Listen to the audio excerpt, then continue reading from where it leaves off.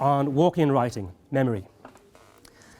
Above my writing desk in my office, the place where I do most of my writing, I've posted an A4 sheet of paper, 3 words printed in a column in a bold, large, unpunctuated font.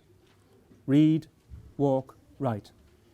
These words are an instruction to me, an imperative order, and a reminder as well as an inspiration regarding how I wish to approach the way I write, its hows, and I would say whys, and even its wheres too. The idea of this practice or method is very simple. Basically, that before I begin the day's writing, that I take some time first to look over the notes I've previously gathered for the session during the day or night before, even if these are merely a few hastily scribbled words on a post-it. This reading sets in my mind what I'll intend to work on that day. Then I follow this reading with a short walk of anywhere from 15 to 45 minutes long, simply around the neighbourhood no more, along the banks of the Onakura River, for example, or just a loop around the town centre or back laneways, or maybe a little further afield, past the pontoon walk to the estuary with its bird blind. After this short looped walk, I return to my office, sit down straight away, and write at my desk for an hour or so, before repeating the process, considering what is next in my notebook and notes, and going walking a little more before resuming my writing. This pattern of reading, walking, and writing clears my head, energizes me, settles my mind's incessant wanderings, and gives me ideas and focus for that day's writing session.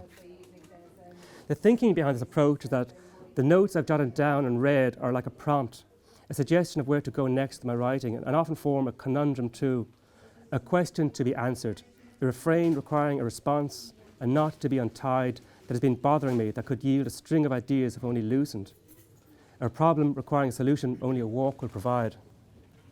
For it is in the act of walking that knot of ideas, that problem to be solved, will be loosened or revealed, allowing me to go on and create narratives that can be recounted.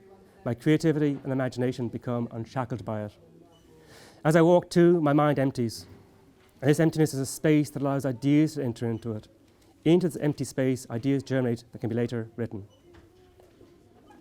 I'm convinced that while I do give a period of my writing time over to walking, I gain much in having more to write about after my mind has been refreshed and invigorated and stimulated by this act.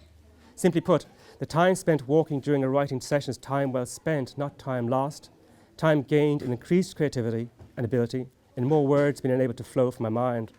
It adds to, rather than detracts from my writing day.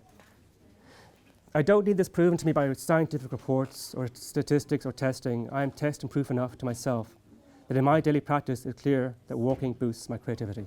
Thank you.